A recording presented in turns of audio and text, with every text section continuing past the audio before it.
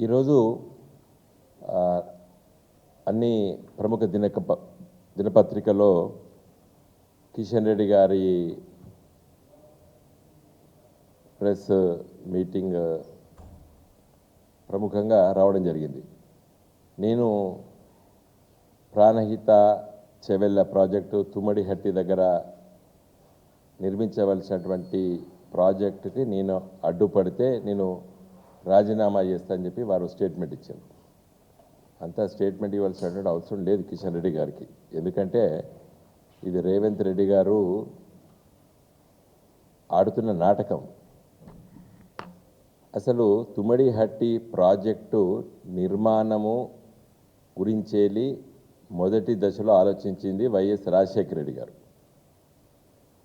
YS Rajasekhara Reddy గారు Pranahita Chevella project Tummidihatti దగ్గర barrage నిర్మించి ప్రాణహిత పైన తీసుకొచ్చేసి ఎల్లంపల్లి శ్రీపాద ప్రాజెక్టులో వేసి అక్కడ నుండి మిడ్మానేరు తర్వాత మిగతా చెవెళ్ళ దాకా తీసుకొస్తానని చెప్పి వారు ఆలోచన చేసిండ్రు. దానిపైన డిపిఆర్లు తర్వాత 2009 ఎన్నికల ముందు 10 దిక్కుల శంకుస్థాపనలు ఇవన్నీ రాజశేఖర రెడ్డి గారు చేసిండ్రు. సరే, తర్వాత మళ్ళీ కాంగ్రెస్ ప్రభుత్వం వచ్చింది. కాంగ్రెస్ ప్రభుత్వం వచ్చిన తర్వాత ఈ అనుమతుల కోసం అటు ఇటు తిరుగుడు మొదలుపెట్టిండ్రు ఈ కాంగ్రెస్ వాళ్ళు మంత్రులు. తిరిగే సందర్భంలో మరి వీళ్ళు అడిగింది 152 మీటర్లు తుమ్మడిహట్టి దగ్గర దాన్ని ఫుల్ రిజర్వాయర్ లెవెల్కి ఎత్తున మేము నిర్మిస్తామని చెప్పి డిపిఆర్ ఆలోచన చేసే సందర్భంలో మహారాష్ట్రలో ఉన్నది కాంగ్రెస్ ప్రభుత్వం. అక్కడ మరి పృథ్వీరాజ్ చౌహాన్ గారు ముఖ్యమంత్రి గారు, ఇక్కడ కిరణ్ కుమార్ రెడ్డి గారు అప్పుడు ముఖ్యమంత్రి. వారు స్వయంగా లేఖ రాశారు. పృథ్వీరాజ్ చౌహాన్ గారు 15 అక్టోబర్ 2013లో లెటర్ రాశాడు. ఏం రాసిండు? ఈ ప్రాజెక్టును మీరు ఆలోచన చేసి నిర్మిస్తున్నారు, దీంట్లో 152 మీటర్ల ఫుల్ రిజర్వాయర్ లెవెల్లో నిర్మిస్తే దాదాపు మా గ్రామాలు 22 గ్రామాలు మునుగుతాయి. చంద్రాపూర్లో 8 గ్రామాలు గడిచొరిలో దాదాపు 2000 పైచిలుకు హెక్టార్ల భూమి మునిగిపోతుంది. ఎట్టి పరిస్థితుల్లో మేము అనుమతి ఇవ్వము అని చెబుతూ మీరు ఈ హైట్ మీద 152 మీటర్ల హైట్తోని తుమ్మడిహట్టి దగ్గర మీరు టెండర్లు పిలుస్తున్నారు, కాంట్రాక్టులు ఇస్తున్నారు, అనుమతులు లేకున్నా మీరు పనులు చేస్తున్నారు. కాబట్టి ఈ పనులన్నిటి కూడా ఆపండి. మేము ఎట్టి పరిస్థితుల్లో 152 మీటర్ల ఎత్తున నిర్మించడానికి పర్మిషన్ ఇవ్వము అని చెప్పింది మహారాష్ట్రలో ఉన్నటువంటి కాంగ్రెస్ ప్రభుత్వం. ఒక ముఖ్యమంత్రి, మహారాష్ట్ర ముఖ్యమంత్రి, ఆనాటి సమైక్య ఆంధ్రప్రదేశ్ ముఖ్యమంత్రి కిరణ్ కుమార్ రెడ్డికి రాసి ఇది ఆపేసేయి, దెబ్బన నువ్వు పనులు చేస్తే అవి నీకే నష్టము, ఎట్ యువర్ ఓన్ రిస్క్ అని చెప్పి ఆయనే లేఖలో స్పష్టంగా చెప్పిండు. ఇది అన్ఫ్రూట్ఫుల్ ఎక్స్పెండిచర్, పనికి మాలిన ఖర్చు అని చెప్పి కూడా కాంగ్రెస్ ముఖ్యమంత్రి తుమ్మడిహట్టి దగ్గర కట్టద్దని చెప్పి కాంగ్రెస్ ముఖ్యమంత్రి కిరణ్ కుమార్ రెడ్డి గారికి లేఖ 2013లో రాసిండు. కేంద్రంలో కూడా కాంగ్రెస్ ప్రభుత్వం మన్మోహన్ సింగ్ గారు, ఇది మేము చాలాసార్లు చెప్పినాం. మా హరీష్ గారు 100 సార్లు చెప్పిండు ఈ ముచ్చట. కేసీఆర్ గారు ఉపన్యాసాల్లో చెప్పిండ్రు.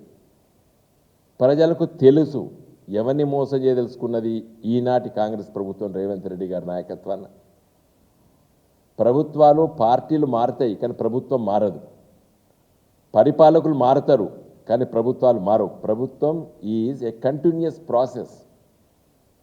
ఆ రోజు కిరణ్ కుమార్ రెడ్డి ఉంటే తర్వాత కేసీఆర్ గారైనరు, తర్వాత ఇవాళ రేవంత్ రెడ్డి గారైనరు. వ్యక్తులు మారుతారు కానీ ప్రభుత్వం ఒకటే ప్రభుత్వం నడిచేది. ఎవరిని మోసం చేయడానికి ఇవాళ కాంగ్రెస్ బీజేపీ వాళ్ళు రోజు ఒకరి మీద ఒకరు ఆరోపణలు చేసుకుంటే పత్రికలన్నీ ప్రముఖంగా రాస్తున్నాయి. నేను గత నెల రోజుల నుండి నా కొడుకు వివాహ సందర్భంలో నేను బిజీగా ఉన్నా, రోజు పేపర్లు చదివే అలవాటు కాదు, పొద్దున్నే చదువుతున్నా. ఇలా మాట్లాడాలని చెప్పి ఈ పత్రికా విలేకరుల సమావేశం పెట్టి మాట్లాడుతున్నాను నేను. ఎవరిని మోసం చేయడానికి రేవంత్ రెడ్డి గారు ఈ విధంగా మాట్లాడుతున్నారు? కిషన్ రెడ్డి గారికి ఏం సంబంధము, ఎవరికి ఏం సంబంధము?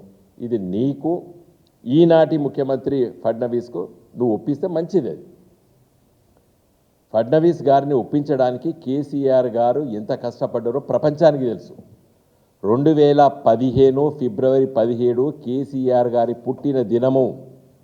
ముఖ్యమంత్రి అయిన తర్వాత తొలి పుట్టిన దినం కేసీఆర్ గారు. వారు జరుపుకోలేదు ఇక్కడ తెలంగాణలో. పని ఇది చాలా ముఖ్యమైన పని. తుమ్మడిహట్టి దగ్గర పర్మిషన్ తీసుకొని వచ్చి కడితే అదే ప్రాణహిత చెవెలను రీడిజైన్ చేసి పెద్ద ఎత్తున చేద్దామని చెప్పి ఒక మంచి కళతోని మహారాష్ట్రలో అడుగుపెట్టిండు కేసీఆర్ గారు. ఆ రోజు నేను ఎంపీని, మేమందరం కూడా ఢిల్లీలో ఉన్నాం. హరీష్ గారు ఇరిగేషన్ శాఖ మంత్రి గారు,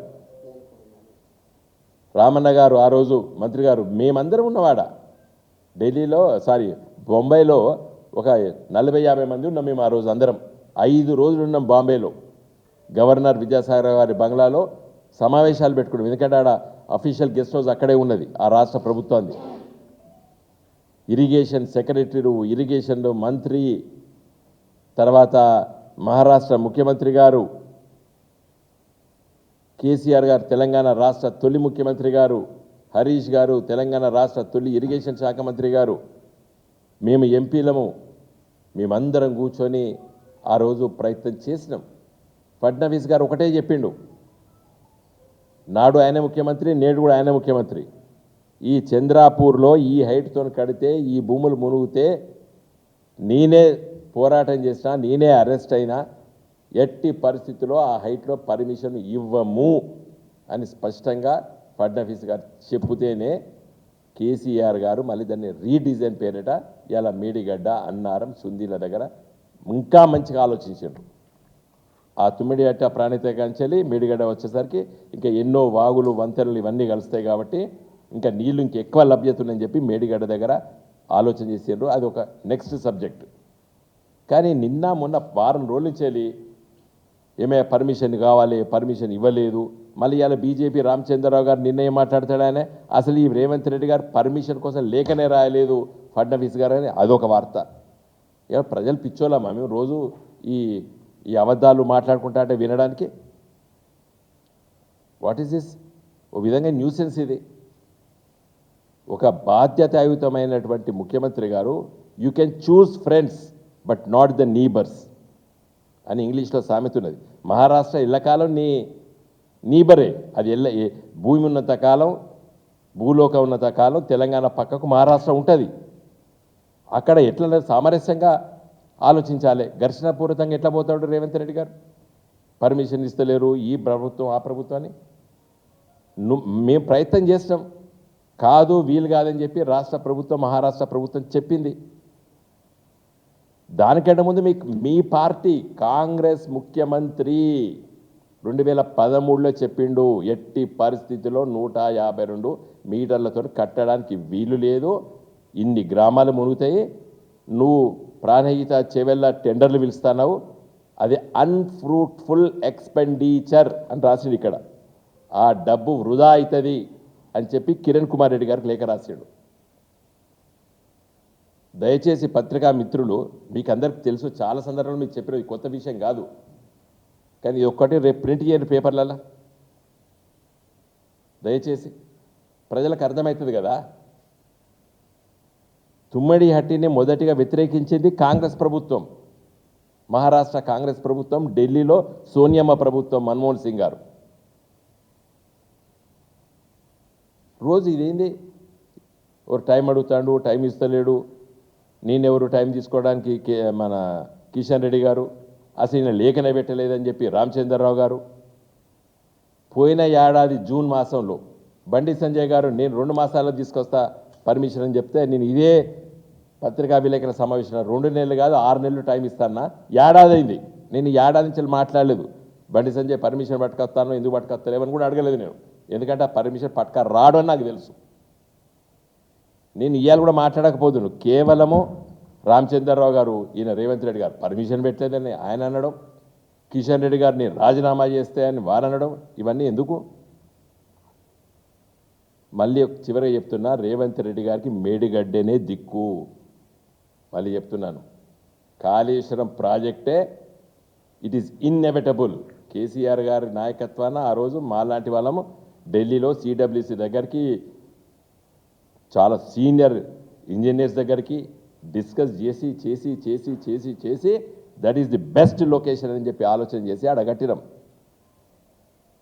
ఈ కాంగ్రెస్ ప్రభుత్వం 2.5 సంవత్సరాలు వేస్ట్ చేసింది టైం. వర్షాలు పడాలని కోరుకుంటున్నాం. మంచి వర్షపాతం వస్తేనే మన తెలంగాణ ప్రజలు బతుకులు బాగుపడతాయి. ఈ సంవత్సరము మరి కొన్ని భయంకరమైన వార్తలు వస్తున్నాయి, ఎల్ నీనో వస్తుందని చెప్పి, వర్షాలు తక్కువ పడతాయని చెప్పి. అలాంటి విపత్కర పరిస్థితి రాకూడదు. ఏమైనా వస్తే మాత్రము మంచి నీళ్ళకు కూడా ఇబ్బంది అవుతుంది హైదరాబాద్ మహానగర ప్రజలకి. మంచి నీటికి కూడా మేడిగడ్డ, అన్నారం, సుందిల, ఎల్లంపల్లి ఇదే ఉండాలి. యాక్చువల్గా ఇప్పుడు నీళ్లు లేవు, ఎక్కడ మిడ్ మానేర్లో సుక్క నీళ్ళు లేదు. ఇదే కేసీఆర్ గారి ప్రభుత్వంలో ఈ సమయంలో ఫుల్ రిజర్వాయర్ ఉండే.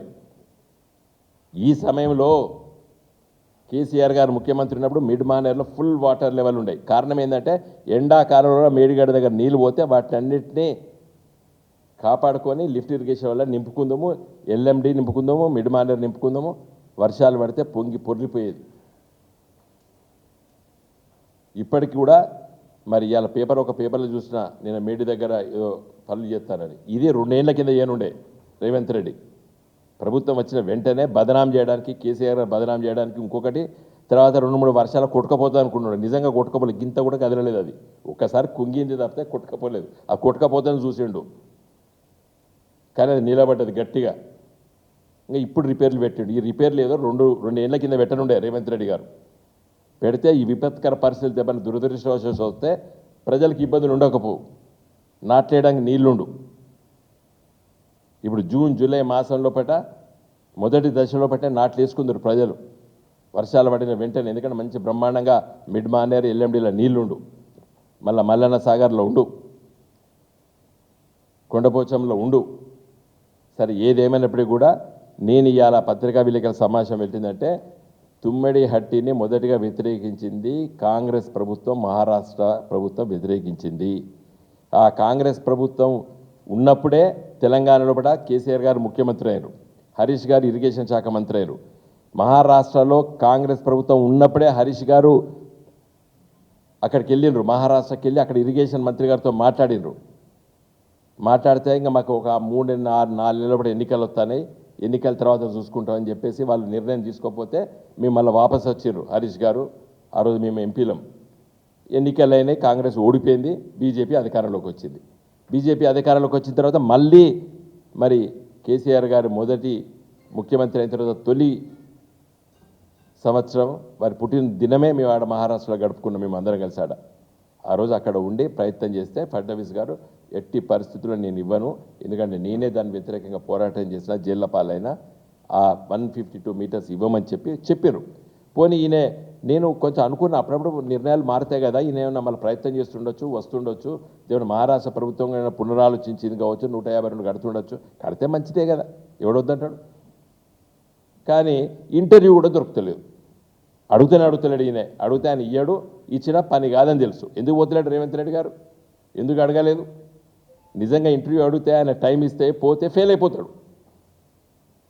కేసీఆర్ గారిని బదనాం చేయలేడు కదా, అది తప్పు, అక్కడ రాంగట్నం అని రేవంత్ రెడ్డి గారు ఏమడిన కొంతమంది మేధావులు కూడా ఉన్నారు కదా.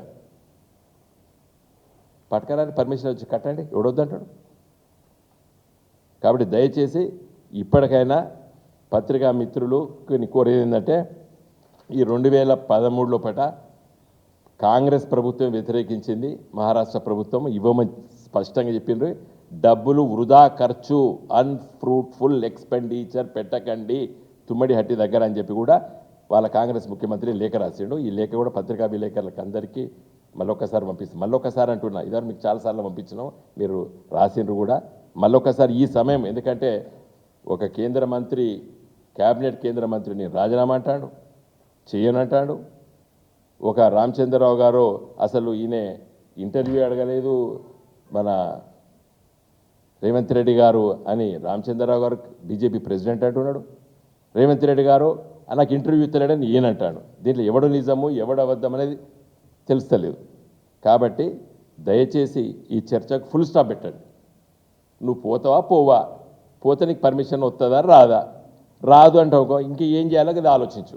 ఆ మేడిగడ్డను ఇమ్మీడియట్గా రిపేర్ జై తెలంగాణ.